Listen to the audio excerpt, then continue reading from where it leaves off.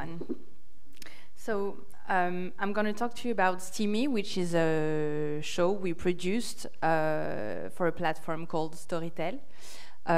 It's a series of erotic short stories. So Louis Media, the company I founded five years ago, focuses on telling stories from underrepresented points of view. It has two economic pillars. One is the media part, with which we have half a dozen shows, and it gathers about a million downloads per month. And in those shows, we have seasonal shows, we have regularly produced shows.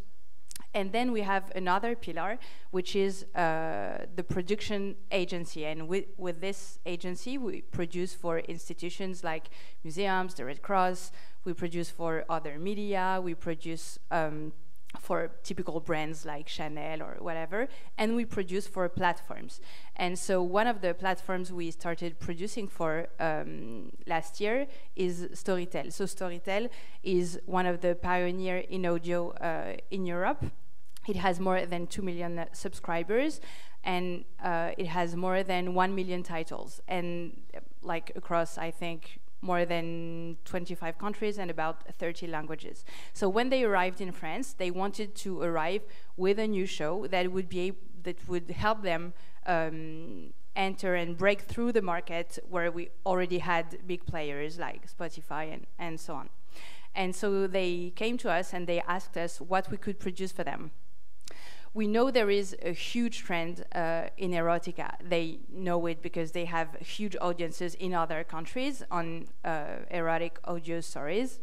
And we know that erotic stories are a huge segment in the publishing industry. It generates, like in 2022, it generated more than 1.5 or $1.4 billion in revenue. So we know that the young audiences are eager to read and to consume erotic stories. So that was the first argument. Then we know there is a trend in audio in general, in erotic. We know that like a lot of apps were launched during the last few years, and there is a cross-media trend also. And in France, we've seen during the last years a lot of new books, a lot of new content on the erotic segment. What we felt that could be new and was not really produced yet was high-quality erotica. I love shows like Bridgerton that you may have watched on Netflix, for instance, but we couldn't say that it's like amazing, an amazing TV show. And like a lot of the erotica that was published during the last years, like for the last 10 years, like 50 Shades, it's not actually considered as amazing literature either. So we felt like we could go to amazing authors, a new generation of novelists, and suggest to them to write erotic stories. And there was one last argument that was very important for us. It was that at Louis, since we focus on telling stories from underrepresented points of view, feminism has been a huge ground for us. We launched in 2017, so it was during the Me Too movement in France, and we wrote a lot, we produced a lot of shows about domination, violence, and like systemic violence and stuff like that. And we felt like the new frontier for feminism was desires. So once we've said that we need to destroy patriarchy, like what do we do with that and how do we rebuild our desires? And we felt like this show could enter that. And why do I talk so much about the editorial? It's because we feel like whenever we have a huge success in terms of downloads, in terms of engagement, in terms in terms in economic terms in the end, it's because it's considered as a good show, like at first. And why is that? Is because in the podcast industry, the first leverage is still word of mouth, and it's still the press, and it's still how people are going to engage with the stories because they will want to share it, how influencers will share it. And so we try to always focus on the editorial. How many minutes do I have? Okay. So that was very important for us to focus on that. So we asked 10 young writers, 10 female writers, to engage in a female gaze and to write erotic stories. And another thing that I didn't mention is in the whole erotica segment that we've seen develop for the last 10 years, there's a lot of traditional male gaze stories. So it's going to be, again, all of the shows we've watched on Netflix about like how women love being raped and being kidnapped and all the scandals you can have like heard about those shows for the last few years. And so we asked feminist young writers to write whatever they would want, but it ended up being queer stories, and it ended up being like very romantic stories. It ended up being like stories we felt like we had never heard about before. And so this newness, this novelty, triggered an amazing response and an amazing engagement, and Steamy became the first show to drive traffic and to drive subscriptions for the Storytel platform. We had a lot of coverage in the media. We had a lot of famous writers in France willing to write for us, writers that had won high-level literary prizes. And so we felt like we managed to have an editorial and an economic success by starting by thinking first about the editorial and the quality of the content.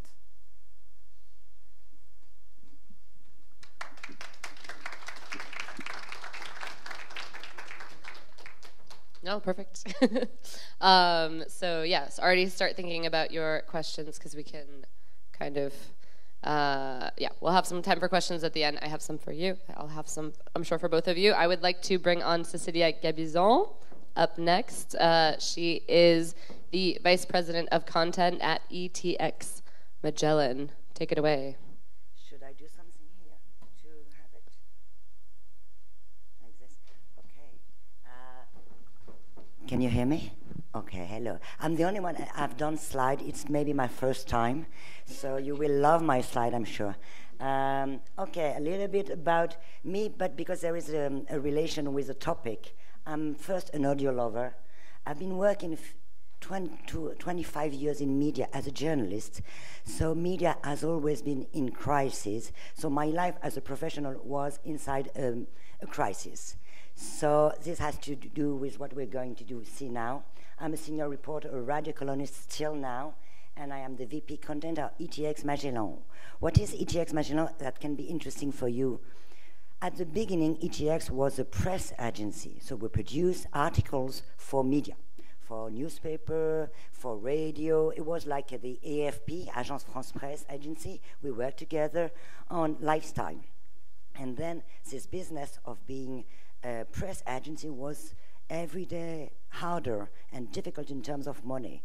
So we try to trigger it, and it's more or less working, but it's kind of difficult. So what we do now is we have invested in some other business, which is also audio. We bought the Magellan platform, which is a podcast, subscription podcast, and then I will tell a little bit more about that. We developed something very strange for a press agency, a technology to transform text into audio. Why? Because we were working with so many newspapers. We've got like 200 clients, newspaper in the world, in French, in English, in German, in everything. And actually, they all wanted to go audio, but it's every time a new profession. They have built video content. They were print content. There have been video content, and now they have to do the audio. It's also a lot of energy and a lot of money for them to get into this market. So what we say, you've got the material ready. You've got nice information, and so why don't we transform this information? I mean, this article into an audio content. So we work on the AI voices, and I know it's a little bit special to talk about that in this radio days, you know. Most of you, I am myself coming from the radio, and we love audio. We don't like synthetic voices, but actually, and it's the same with ChatGPT and AI in general, synthetic voices will be everywhere when it's not a well-known person talking, when it's not a testimonial, when it's not me talking and saying something with my voice. when it's another voice, it would be, maybe not this year, maybe not next year, but in 2 years, it would be an AI voices. And so what we've done now, we try to anticipate that and to work on it to make it the more quality and helpful for the media so that they can focus on what will be the next audio generation for them. And then the next goal would be the car. There is a lot of session here about mobility, about car, about audio in the car. Okay, as we are not a radio, we are not production-centric. Our vision is more driver, or let's say client or customer or listener-centric. So there is a lot of good content, but how do you discover them while you're driving? You had the radio, and it's good, but the radio doesn't know you. And you have your phone, and you have only your content. We are trying to create something which will be in the middle, and to get value for that. So a little bit of the real size of the audio market. It looks business. You like it, this slide? I try my best. So, okay, you've got the podcast, and this is the nice part of the iceberg. And you've got the audio augmentation, which is a TTS, text-to-speech.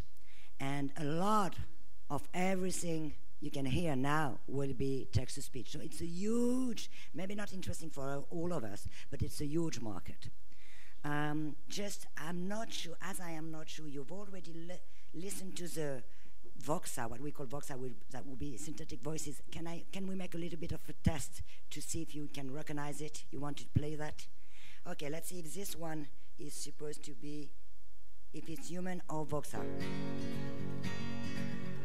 One of the best ways to protect your skin's youthful look is by protecting it against external aggressors. So why don't you? Okay, let's do the other one. One of the best ways to protect your skin's youthful look is by protecting it against external aggressors. So why don't you? Sunscreens can be thick and sticky. Human voice, who vote 1? Human voice, who vote 2? Okay, it's almost half-half. And the human voice was the second. So it's just like it's... So no, it's just, that's why I did this test, because actually we don't know that AI voices are getting really good.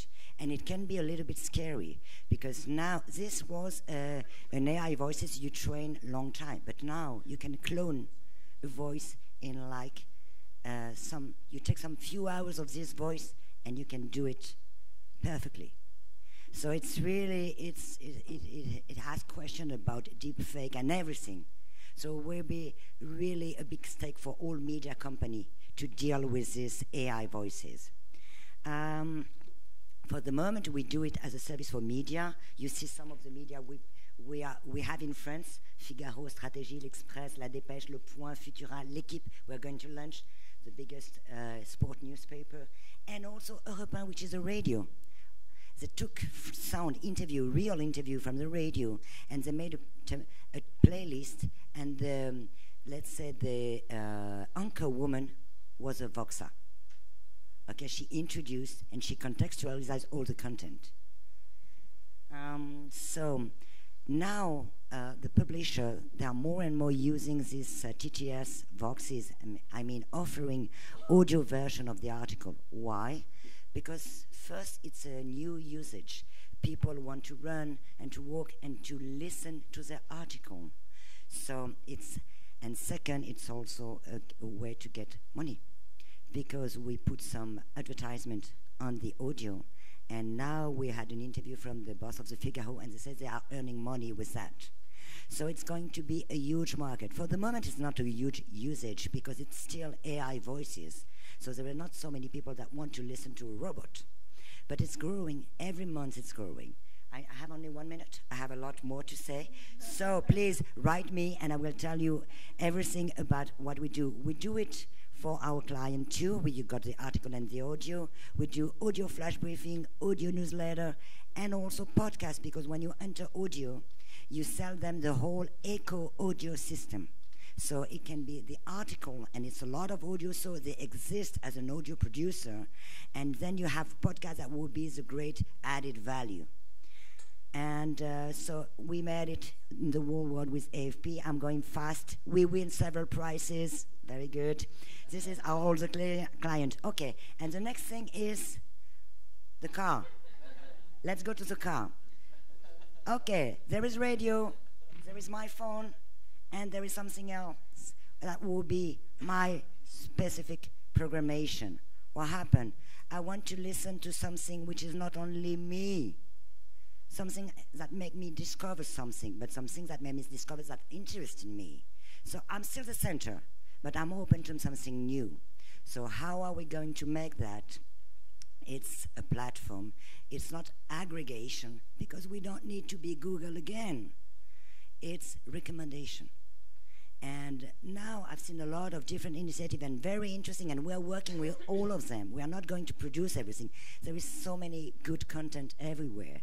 So the question is how you can organize and propose, offer the content at the right moment, contextualize at the right place. And this is what we are working now. And it's a huge market. You've seen here, there are so many sessions. It's a huge market, but it's also a very complicated market. Why? Because OEM are very complicated. They all want to have their own info system and connected services. But we know that is going to happen.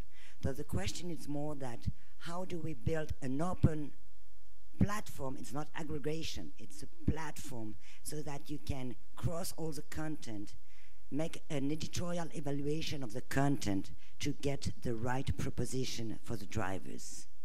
So that's what we're building now, and I'm open, if you are a producer, if you have content, to talk with everybody, because we don't want to take the money from you. We want to organize a good way to offering and somehow to distribute in a new way your content while people are driving. This is personalized, contextualized, interactive, continuous. It will be on the car, into the car, but also on my phone. The phone will always be there. And how do we make this cross connection between the car and the phone? I can play this one, maybe here. Hello. Hello. Introducing Voxa, a whole team of synthetic voices here to read you the news in English. Welcome to Time. Okay, we've done it for Ford. It was an experiment in autonomous car in Miami. And it works really well. Actually, a lot of people did listen to this audio while they were also proposed sport videos. Actually, we were the second clicked program. So there is a public for audio in car. But it's interesting to understand that there's not a public for an aggregation of all the radio. This is, people are losing like half an hour every time to choose a program. So we have to be proactive. And it's very important to be proactive with an editorial mind. So let's build something all together. Yeah. And wait, I have your Oscar music coming in. Yes. But when do you sleep, Cécilia? Thank you so much. Lastly, we're going to hear from Ben Schuman-Stoler, the Director of Content Development at Blinkist. Hello. I don't have any slides. I thought I could borrow some, but I don't know how many. I've got 7 that people didn't see. I don't know. So maybe. I'm going to talk about Blinkist, which is an app. Talk a little bit about how we make money, which we've been doing since 2012, actually. Audio started on Blinkist in 2014 in German and then English. Blinkist makes bite-sized audio. So we make bite-sized audio. We pull out insights from books, from podcasts, and re-deliver them like that. In my experience there, I've seen us grow into now multi-million-dollar company with millions of users. And the way the business model that's driven that is subscriptions. And subscriptions are not a crazy, innovative business model, it might not seem. But I think what's interesting is the way audio plays into a subscription. So, and I think we've heard some really interesting stuff about how audio adds value, right? For us, we actually found that we over-invested as a test into audio for a year or for a certain time with certain titles.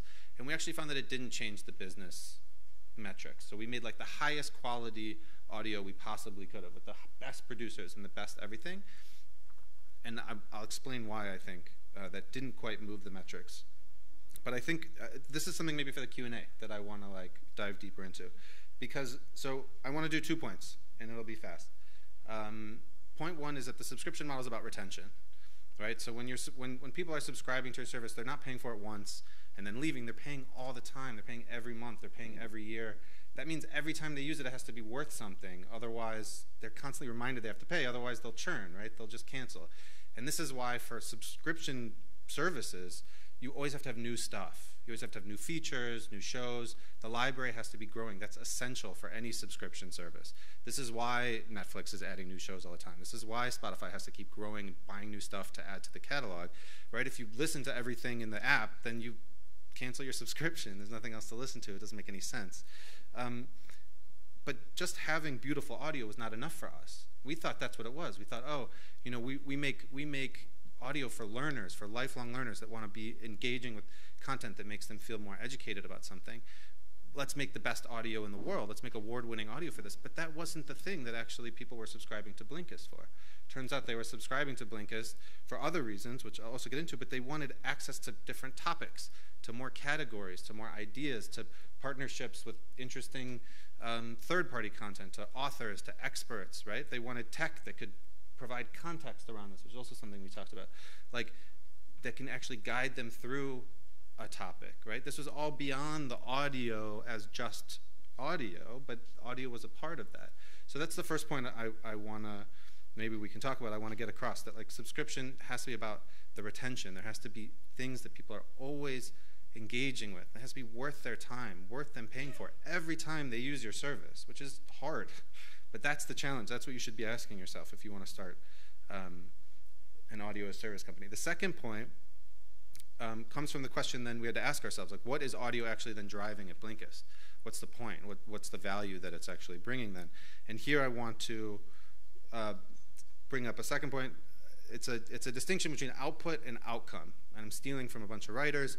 Teresa Torres writes about this. Because in the tech space, you hear a lot about like jobs to be done. That's like a buzzword thing. Or you hear about problems you have to solve. But there's something that happens before that. And that's this output versus outcome distinction. And if you think about it, like output is just things you can actually see. So an output is like a feature or a new piece of audio or a new format or something. But an outcome is change. An outcome is a change that you want to actually make happen in people. It's a transformation, right? And so I think we over-focus a little bit in the outputs that we all want to make. And we don't focus as much on the outcome that we actually want our service to make. And that's the thing that people will pay for, right? I had a user interview once where this guy, he was in Rochester, New York. He was a hockey referee. He had 3 kids. He was like a marketing manager at an ad company. He had no time, no time. And I said, what do you use Blinkist for? He said, Blinkist is the only time I have for myself. And I use it to like improve. I want to know what books are out there. I want to know what ideas are out there. That's worth money, right? I was like, do you listen to music? He was like, I don't have time for music. Like, this is no. And I had like my heart, I went out to this guy. And that's what people are paying for Blinkist for, right? They're learners. They want to feel connected. The output is maybe the audio. That enables them to have the outcome they want, right? They can do it hands-free. They can do it while they're commuting. They can do it while they're exercising. But the outcome that they actually have is a feeling like, I don't know, I'm more educated about a topic. I have more confidence going into a difficult conversation. I'm inspired by something. I feel accomplished. These are outcomes that you can actually change in people. So those are the 2 things I wanted to leave here with, basically. One is subscriptions are about retention, so there always has to be something valuable. You should ask yourself, like, is your service worth paying for every time someone uses it? That's really hard. And if you don't know, how can you find out? And the second thing is your audio is probably not an outcome in and of itself. The outcome is a change. So you have to ask yourself, does your audio actually create change? And the third, just quick bonus point about AI I wanted to add. Throw the question out there, are big libraries going to be enough? Because AI is going to allow people to make a lot more? I don't know. I think from what I just said, if everyone has 100 trillion content pieces in their services, it's going to be about, I think the people that are going to win in this space are going to have context, good tech, good human stories that robots can't probably make, hopefully for a while. good structure through that and ways that experts and people can actually guide them through those ideas. So I don't know if AI is going to be the thing in and of itself. It's going to be about the outcome that makes it worth paying for every time. And I want to hear more questions. Thank you, Ben.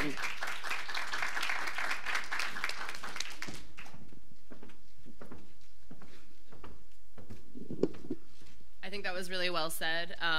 It's an echo. If anyone was at the podcast summit yesterday, I think it was Leanne Alley that said, "What problem are you solving?" If you're making something without addressing a problem, you're not going to have the outcome.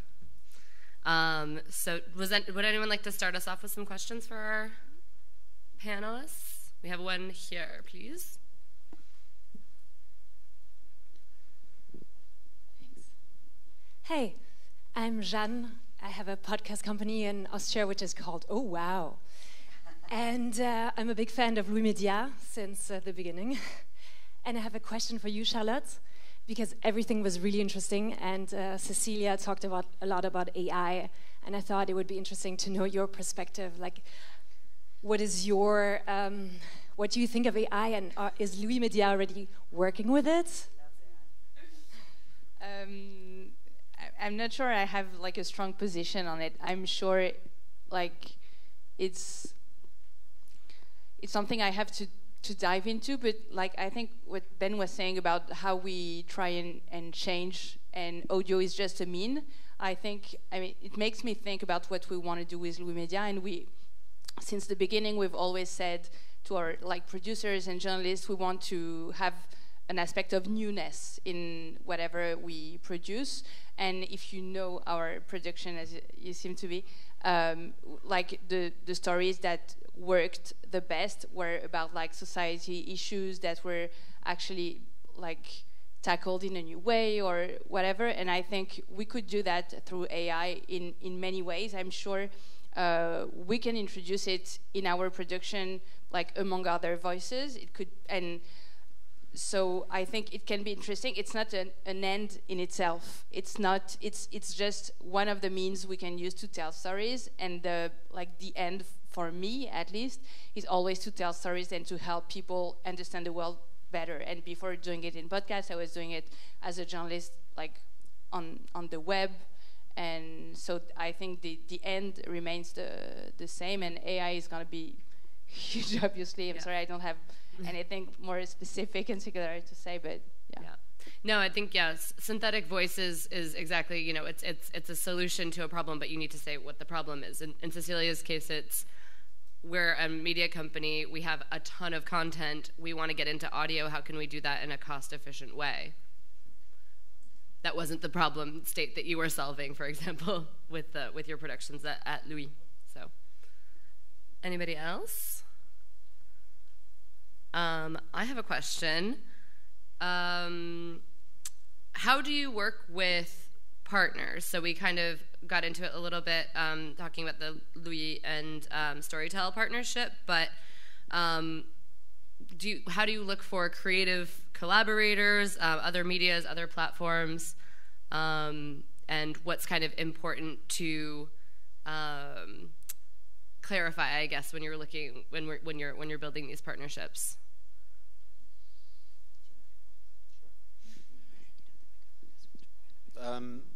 So is this on? It's on, right? Mm-hmm. We work. So some of the main partners that we work with are publishers, like book publishers and authors. For me, there's still something that can't be beat with an expert that's gone through something themselves that then can explain what that is. And there's a big space in that, like whether it's a storytelling situation, whether it's a sort of masterclass kind of situation, whether it's narrative, there's so much to do there. But one thing that we found is when you can really unlock more topics that people are interested in, more categories, and pair that with the right person, that's the secret formula. Like, it's not a question of if that works, it's a question of when that works and which pairing that works for. So when I think about like partnering with other content companies, it's about the topic person match. Recommendation. Yeah. Discovery. Discoverability. That's right. It's just to know a little bit more about you. You're a lot of people over there in this room, but are you podcast producer? Are you podcast? Are you radio? Raise your hand if you're radio. Depending on what you're interesting. Raise your hand if you do everything. Okay, because actually we all try to partner with as for example in my company as well, in the print industry, in the digital industry, in the car industry, in the podcast industry. Actually we partner with everybody, and I don't see any other way to do the business and to develop and to partner. It's not everybody that is singing the same way, because as you can see, big players like radio, like BBC, like everywhere are trying to to do their own bundles inside their channels. And they have everything in big media group. They try to mix content between different media inside their media group. So they don't want, there is a tension now between platformization, which will be a lot of different partner distribution everywhere, and on the opposite, identity, singularity of the brand, and brandization. And so we are in the middle of this. I don't know who is going to win, maybe both. But it's not sure if you're gonna have this open. For the moment, audio is a very open system still. And with a lot of small producer, with radio, but big actors are coming, like Spotify and everything, but at the same time they don't really succeed in spoken audio. So what is going next is not really clear. Mm-hmm. But what I think is that if you are a producer, as Charlotte, do what is best for you. If you're a producer, what is best for you is producing the best content and understanding that the outcome would be bringing something that you haven't heard before. And if I am a media group like myself, the best solution will be a move to technological solution, because I have all kind of media activity, and the technological solution will be a way to promote all of them. But it depends where you are on the panorama of audio, actually. Yeah, so thinking about, exclusive distribution versus hyper distribution, it's important to consider. Anyone else have a burning question? We have one right here. Hi, I'm from the Netherlands, news radio station gone podcasting as well. I have a question for you, Ben. You said you over-invested in the quality of audio for a year, but then you had the example of outcome and the change in that happened with the listener. So over-investing in the product didn't make sure that you had a better outcome for your listeners. Didn't I understand that well? Yeah, I sped through it a little bit, maybe too fast. So we took some titles. It wasn't a whole year. We did basically think about it like this. We invest in testing and user research. That's how we learn more about outcomes, right? So I should have started with that. But one of the tests that we try, among millions of tests, was to really try and create like award-winning audio, right? For a couple titles for a certain amount of time. And what we found was that when people engage with that, did that make them more willing to pay for the subscription and make them feel this kind of transformation in themselves? Yeah, maybe. Definitely some, but not enough of a more so than the other ways that we can make it, right? And we started to, that's a challenge. Then it's like, well, wait a minute, we're an audio app, right? So wouldn't you think that like the best possible audio would lead to more business outcomes?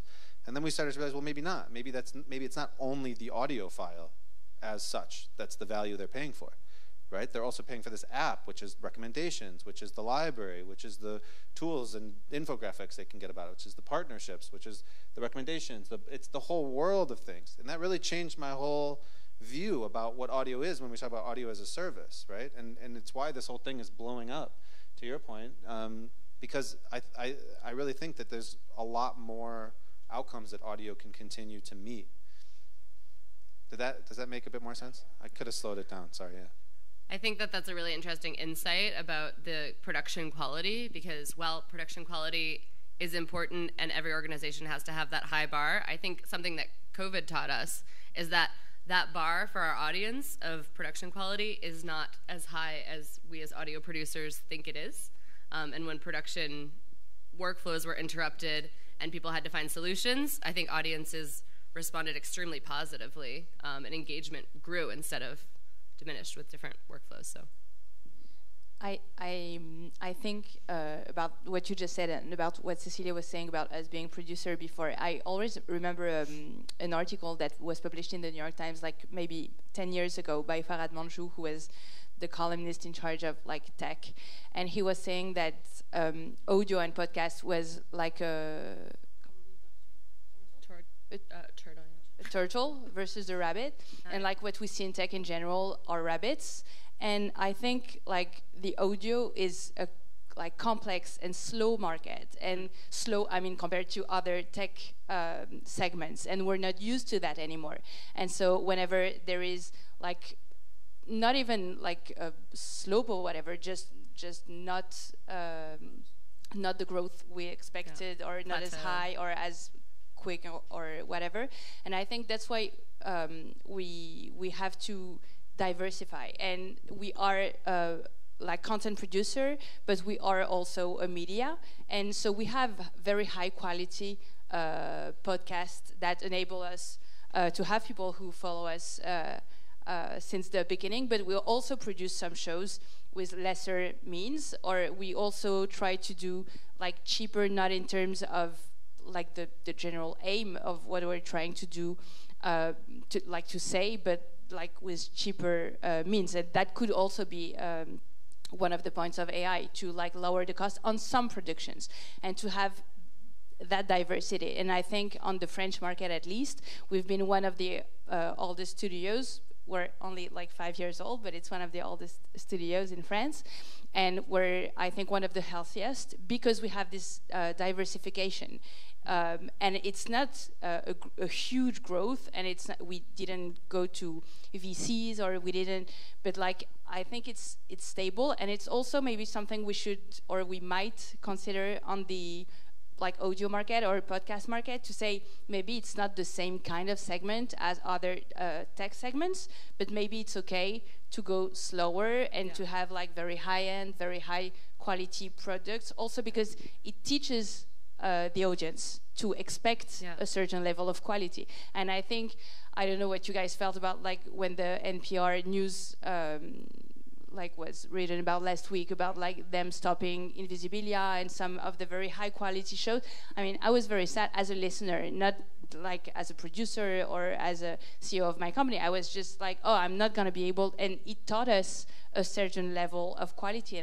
And I think we have to, and as a, like, I'm just saying that as a producer, we also need people, like workers, to have the time to be taught how to make podcasts. And in France, for instance, we don't have this education that the US have, thanks to, I don't know, This American Life. They've had this like culture for 20 years.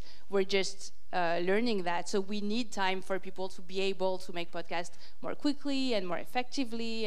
And yeah, so maybe it's okay to go a bit slower. Yeah, absolutely. It's about building sustainable growth, for sure. Can I just really quick? Yeah, please. Just super quick.